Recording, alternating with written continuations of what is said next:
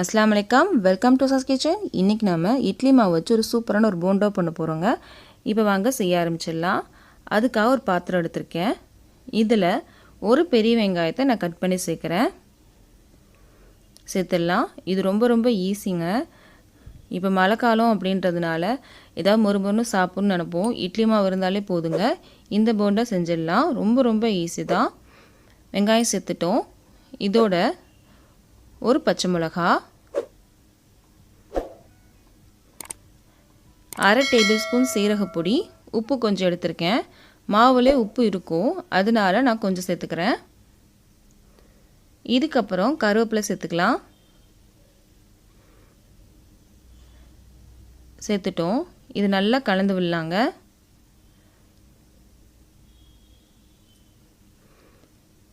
ஒரு 5 நிமிஷமே போதுங்க இது செய்கிறதுக்கு. இட்லி மாவு மட்டும் இருந்தாலே போதும். நல்லா கலந்து விட்டுட்டோம். இப்போ 1 கப் இட்லி மாவு சேர்க்குறோம்.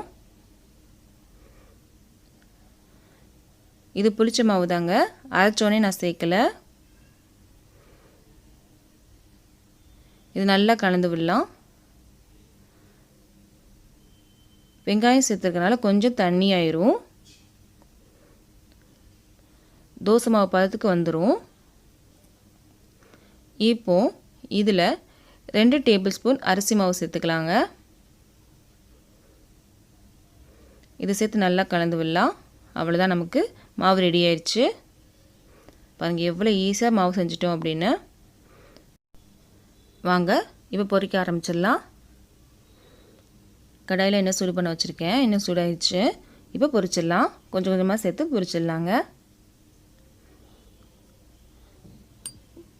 இது செய்கிறதுக்கு 5 நிமிஷம் போதுங்க, அதுக்கு மேலே தேவையே இல்லை.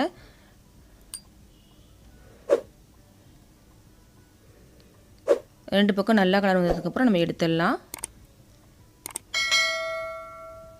பாருங்கள் நல்லா பொரிஞ்சிருச்சு. இப்போ நம்ம எடுத்துடலாம். அவ்வளோதான், நமக்கு ரெடி ஆயிடுச்சு இட்லி மாவு போண்டா. இது எண்ணெயும் குடிக்காதுங்க, நல்லா கிறிஸ்பாக இருக்கும். கண்டிப்பாக இந்த வீடியோ உங்கள் எல்லாத்துக்கும் பிடிச்சிருக்கும் நம்புகிறேன். இந்த வீடியோ உங்களுக்கு பிடிச்சிருந்துச்சு அப்படின்னா கண்டிப்பாக லைக் பண்ணுங்கள், ஷேர் பண்ணுங்கள், கமெண்ட் பண்ணுங்கள். மறக்காமல் நம்ம சேனலை சப்ஸ்கிரைப் பண்ணிக்கோங்க. பக்கத்தில் இருக்க பெல் பட்டனை கிளிக் பண்ணிக்கோங்க. அப்போ தான் நான் ஒரு வீடியோ போட்டோன்னே உங்களுக்கு ஒரு நோட்டிஃபிகேஷன் தரும். என்னோடய வீடியோ நீங்கள் மிஸ் பண்ணாமல் பார்க்கலாம்.